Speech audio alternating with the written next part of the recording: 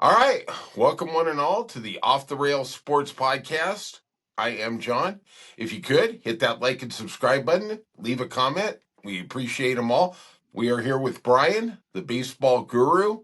How you doing today, Brian? How does Monday find you?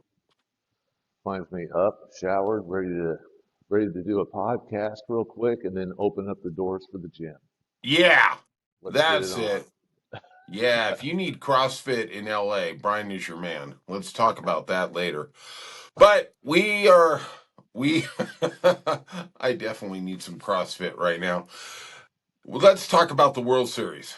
Toronto Blue Jays taking on the Los Angeles Dodgers. Brian on Thursday picked Toronto to win the series. I poo-pooed that. I said, no, that's not going to happen. That's not going to. I have to say, after the first two games, Toronto can win this series. They are formidable. What say you, Brian? I say the series went, I won't say exactly as planned. Nobody plans it. They've got to play the games, but exactly the way we discussed on Thursday, which was it's going to come down to the Blue Jays bats and their ability to put the ball in play, executed well on game one.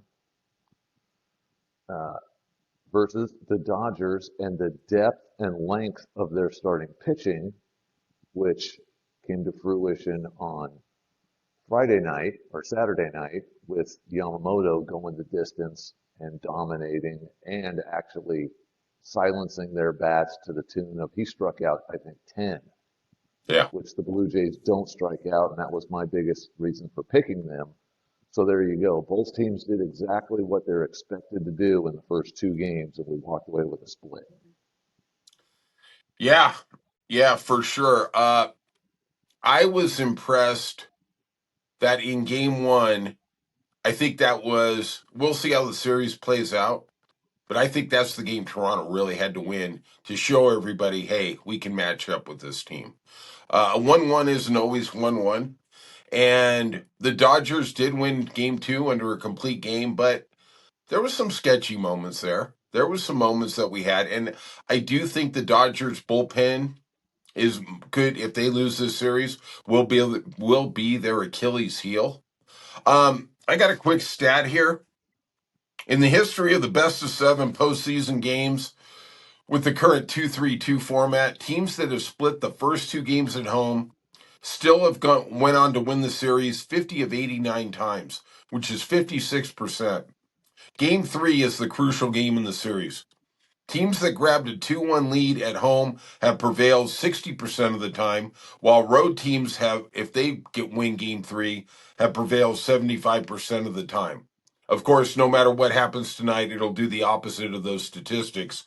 But as we go into Dodger Stadium for game three and four, I wonder, Brian, do you think we have a starting pitching mismatch? We have Tyler Glasnow going against Max Scherzer, and then in Game Four, we got Shohei Ohtani off that sparkling Game Four against the Brewers against Shane Bieber. Do you think the Dodgers can win these two games? Well, yes, the Dodgers could win these two, but so could the Blue Jays. Right. And I'll say this about tonight's game. Uh, Glass now, I think, gets a little more cred than he's earned. And I mean, he's pitched three postseason games so far. He's only pitched for a total of 13 innings. The dude ain't going deep in the games like we said the Dodgers starters need to. So Right. he's like the one that doesn't follow the script of pitching deep into the games. So very, and his history, career-wise in the postseason is far less than stellar. If you go Right. back to his time with the Blue Jays, so or sorry, the Rays. So the Blue Jays can absolutely take advantage of him in Game Three. The other hand, we got Scherzer going. Uh, I mean, I've been saying it for about 3 years. This dude's running on fumes. Right. And, he had that one game against Seattle where, he had to fight with the manager to stay in and finish the inning, which everybody thought was this great moment, including me. but then of course he couldn't make it through the next inning. So, Brian's I mean, never happy. with both of these guys, I think the managers are probably hoping they can get through 5 clean innings and still have a manageable situation. So this is going to come down to the back half of the game and the bullpens, and I'm going to give that nod to the, the Blue Jays to come out ahead on that. Well, obviously, Max Scherzer, I think in this generation of pitchers, is in the top three. I'd put him up there with Kershaw, Verlander. Um, and but he hasn't been what he was. Injuries have caught up with him. I did see something kind of cute the other day, and it was Dodger fans on a forum talking about we can't wait to light up Scherzer because he didn't go for us in Game 6 in the 2021 series against the Braves, and I was thinking to myself, but he went Game 5 and got you there against San Francisco in that best of five, and he actually risked his arm, and it's never enough. I mean, you think the guy's got to be Bob Gibson and go 9 for 35 starts a year, criminy sakes. But to your point, Brian, Scherzer has pitched to a 9.0 ERA in the final six starts of this year. Seattle, was that an aberration or was that a sign of he saved his bullets for the big moment? We will find out. But I think if somehow Toronto can split these two games, they're going to win this series. I think you were onto something. We'll see. The Dodgers are pretty formidable. Ohtani, will he have a repeat performance of that amazing Game 4 just in terms of pitching? I don't know, but I will say this. I think Shane Bieber has pitched excellent in the playoffs, and you can't just look at this guy as some retread coming out of Cleveland. This guy's been firing bullets in the postseason. What say you? Yeah, and the thing with the Otani game is he's probably going to max out at 6 innings. Right. So you're going to have some bullpen in the Otani game as well. Bieber, yeah, he is coming off, the arm reconstruction surgery from Cleveland. This is his half season back from it. So he's not going to be going the distance. You know that for sure. Right. But he's been pitching like he's Shane Bieber again. And that ain't no slouch. So Right. that one should be an equally good matchup through those first 5 or 6 innings. It's just going to be a matter of, does somebody put the bat on the ball big early in the game to have a little cushion before the bullpens come in. But yeah, I think both of these games, we're going to see the bullpens in the second half of the game, and that's where the fireworks are going to come in. And this is going to be the test of the Dodgers. What did they build? Because we know they're very top heavy, and their top is great. But that's been my knock on them all year is after you get through the top guys, they're just a bunch of average dudes. So we'll see. Yeah, that's a great point. And I will say this, that the top three, the great guys, have had an incredibly substandard postseason. And my personal opinion is I think teams, well, let's just talk about the Blue Jays. Um, that they have found a way for their left-handed relievers to get Otani out from the fifth inning on. You know, I'm not going to say there's a hole in the swing because that guy is just amazing, but they have found that secret sauce to keep him, Betts, and Freeman under wraps. If you remember last year, Freeman exploded against the Yankees. He became the World Series MVP, and if you could keep those three down and just keep the rest of the order what they are, go ahead. If you guys hit 250, that's fine. It's if we can keep those guys at the top of the order under 250, we're going to win this series. And I think the Blue Jays have found something here.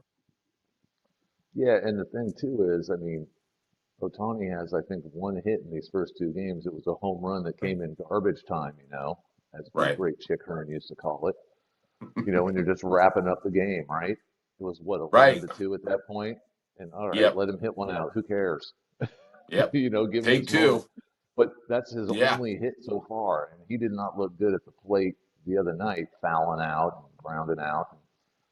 Uh, yeah, the Blue Right. Jays have got around him so far, hasn't hurt him, and which has also allowed them to go after Betts and Freeman pretty good. So, I mean, Absolutely. yeah, it was the Dodgers' second half of the order though that hit those two home runs that gave them the win in Game 2. Right. Good, you Yeah. know what? That was a good game by Gossman too. He pitched deeper than he usually does, and you could second guess and say, man, should they have taken him out after the sixth? No, they shouldn't have, because he was rolling. He had retired like what, 17 straight batters or something. He was I- cruising. There's no need to take him out at that point. He was pitching equal to Yamamoto. The Dodgers just got him. Yeah, but I agree they did. That's why baseball managers get paid the little bucks, is because he gave up that home run to go to 2-1, I believe, in the sixth inning, and then you were like, where are we at? And then he got the next guy out really easily. And then, okay, I think it was the next guy or the next guy hit the home run that put it up to 3-1. And for me, when they got up to 3-1, I understand we're dealing with a different entity in Toronto. They don't give up, and literally, if they're within 3 runs, they can win. Tell that to George Springer in the ALCS.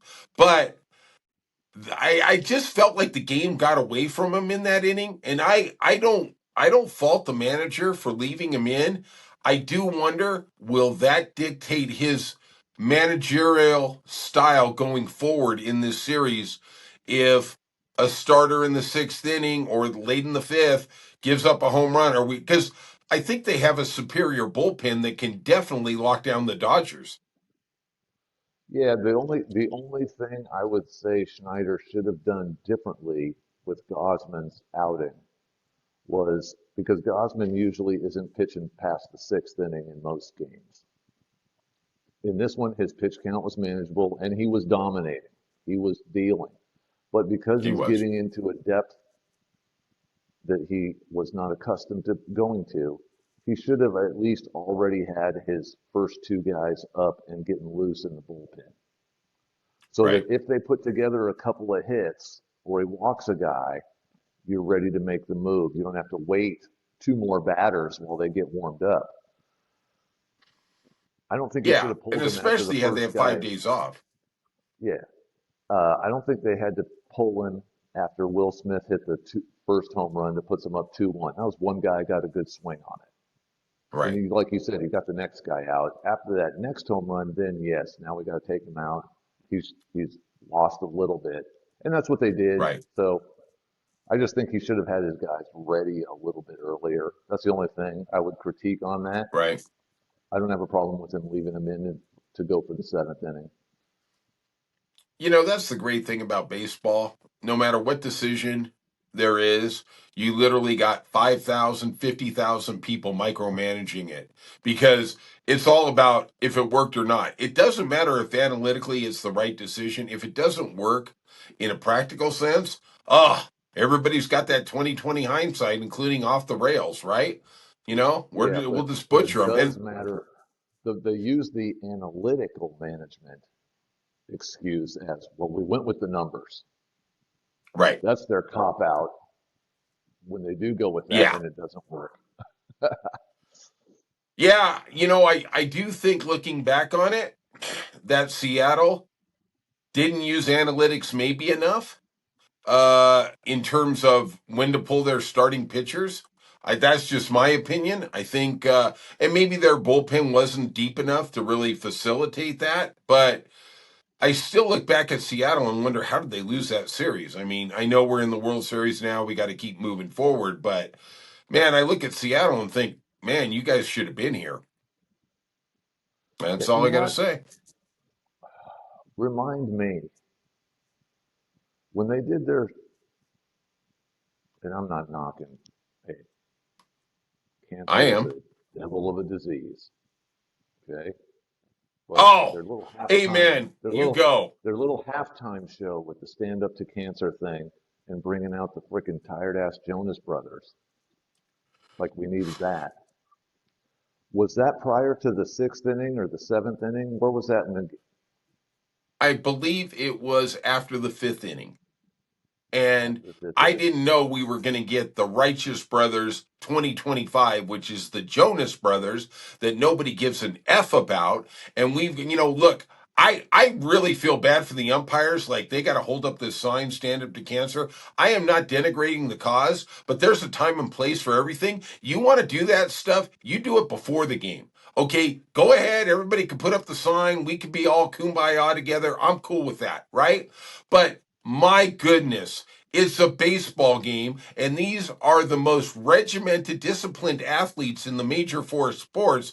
They are used to 3 minutes between innings, not 30 with confetti coming down on their head, and let's go out and play the sixth inning. Yeah, because I'm wondering how much did that affect the starting pitchers, right?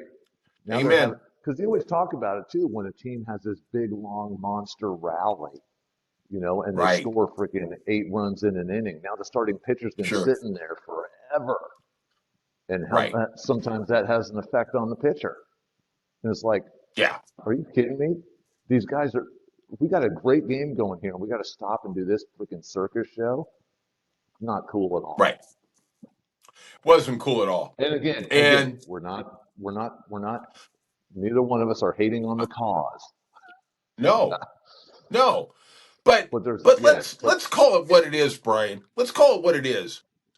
It's a BS move by a credit card that wants to use the facade of a worthy cause so they can promote their own BS philanthropy. You know what? You can do it after the game. You can do it before the game. I don't need it in the middle, but that's brand awareness and they want the eyeballs on them for that. So we can say, hey, I'm going to pat myself on the back. I'm MasterCard. I brought the Jonas Brothers out of the crypt. They actually are alive. Good thing we have a sighting here. And hey, let's tell each other how great MasterCard is for giving $250,000 to a cause that needs $100 million. Thanks. I also want to Sorry. say by having a stadium full of people standing up for cancer and holding their signs and broadcasting that all across the world and telling people to join in at home. I don't know if anyone ever actually stood up at their house in their living room, I did but go to the bathroom. but but by doing all of that, how much did the fight against cancer change? Not Right. one bit. Right. Probably not one bit. Not one No, bit. And, no. whatever it is what it is. But all I can say is, Nick Jonas, thank goodness we're going to see you in Jumanji number 12 or whatever number that is. Okay, great. I'm glad you're alive. You keep rocking. You keep playing that guitar. I don't even know which one is which. Okay. I just know there's three of them. And when the Backstreet Boys get back together and NSYNC gets back together without Justin Timberlake, you guys are going to have a hell of a tour. That's all I got to say. Thank God you're still alive. They're not going to get Timberlake in the reunion. Sorry, too big. He's still trying to deal with that DUI in the Hamptons. Don't worry about it, okay? Nothing to see here. Nothing to see here. Nothing going on. All right. So many thoughts before we head out of Off the Rails Sports Podcast? Yeah, I gave them to you. It's All going to come right. down to the. All It's going right. to come down to the bullpens for game 3 and 4. How many do the Dodgers win in LA?